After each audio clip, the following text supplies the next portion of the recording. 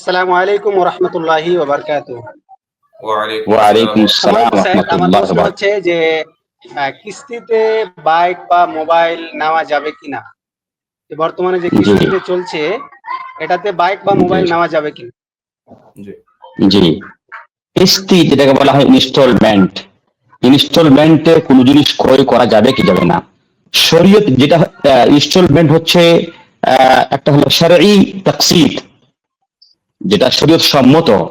তাকসিদের অর্থ হলো যে এই কলমটা যদি আপনি এখন নেন, তাহলে যদি আপনি নগদ টাকা দিয়ে নেন তাহলে এর দাম হলো 10 টাকা।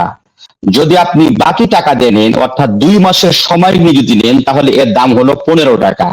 এবং 15 টাকা আপনি আমাকে দেবেন মাসে মাসে বা সপ্তাহে সপ্তাহে বা 2 দিন পরে, যদি একটা সময় নির্ধারণ করবেন, এটা বলা হয় তাকসিদ, বাইউত তাকসিদ। এটা জায়েজ। জুমহুর উলামা একরামের কাছে বাইউত তাকসিদ বা ইনস্টলমেন্ট জায়েজ। তবে হাদিবিয়া মিনার রাফিজা, রাফিজাদের মধ্যে একটা হাদিবিয়া গ্রুপ আছে, তারা বলেন যে ইনস্টলমেন্ট জায়েজ না। এবং আহলে সুন্নাত ওয়াল জামাতের মধ্যে সম্ভবত ইবনে হাজম রাহমাতুল্লাহ আলাইহি বাইউত তাকসিদকে হারাম বলেছেন। তবে সহি কথা হলো যে বাইউত তাকসিদ জায়েজ, কিন্তু আমাদের বাজারে বা আমাদের সমাজে যে ইনস্টলমেন্ট প্রচলিত সেটা জায়েজ না। সেটা হলো কি প্রচলিত আমাদের সমাজে? আমাদের সমাজে আমি যে উদাহরণটা দিলাম সেই উদাহরণটা যদি আপনি মনে রাখেন তাহলে আপনি বুঝতে পারবেন যে এই কলমটা যদি আপনি এখন নেন তাহলে 10 টাকা, আর যদি আপনি 2 মাসের ব্যবধানে আমাকে টাকা যদি পরিশোধ করতে চান তাহলে এর দাম হবে 15 টাকা। আমি এটাকে জায়েজ বললাম।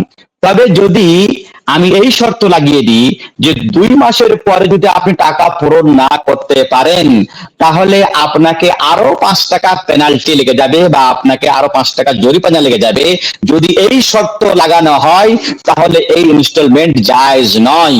আর এটাই আমাদের বাজারে চলে, এটাই আমাদের বাজারে চলে যে তাকসিদ বা কিস্তি যদি ফেল হয়ে যায় তাহলে আপনাকে আপনাকে পেনাল্টি দিতে হবে, আপনাকে জরিমানা দিতে হবে। সেটা আসলে জরিমানা, সেটা হলো সুদ। সেটা হলো কি? সুদ। আমি যা টাকা পেলাম সেই টাকাটা আপনি সময় মতো দিলেন না, তাই আপনাকে আমি ছুট দিয়ে দিলাম যে আপনি আরো 10 দিন সময় দেন কিন্তু আমাকে 10 টাকা বাড়িয়ে দেন, যেটা হলো কি জামানায় জাহিলিয়াতের সুদ। সুতরাং যেই ইনস্টলমেন্ট আমাদের দেশে প্রচলিত সেটা জায়েজ না, সেটা জায়েজ না। তবে এখন আপনি করবেন কি? আপনি বাইক যদি কিনতে চান আর আপনি যদি ইনস্টলমেন্ট না দেন, যদি আপনার কাছে যদি ইনস্টলমেন্ট ছাড়া অন্য কোনো পথ না থাকে, তাহলে কি আপনার জন্য এমত অবস্থায় বাইক কেনা জায়েজ না জায়েজ না?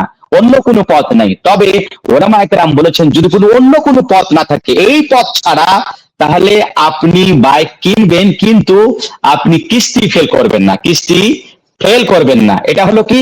এটা হলো কি মানে সবচাইতে কম দরজা। এটাও জায়েজ না, কারণ যে আপনি যখন এগ্রিমেন্ট করলেন তখন যেন তার শর্তটা যে আমি যদি কিস্তি ফেল করে দিই তাহলে আপনাকে আমি সুদ দেব, আপনি তো স্বীকৃতি দিচ্ছেন, সুতরাং জায়েজ না। কিন্তু আমাদের একটা কায়দা আছে যে আদ-দারুরাত তুবিহুল মাহযুরাত। যদি খুব জরুরি হয় আপনার বাইক কেনা তাহলে সেই ক্ষেত্রে এই হারামটা হালাল হয়ে যায় বা এই ক্ষেত্রে আপনার জন্য জায়েজ হয়ে যায়। তবে আপনাকে আমি নসিহত করছি যে যদি আপনি এই শর্ত দিয়ে যদি আপনি বাইক কেনেন তো আপনি খেয়াল রাখবেন যে এটা আমার কিস্তি যাতে ফেল না হয়, কিস্তি যাতে ফেল না হয়, আপনি বাঁচার চেষ্টা করবেন। জি।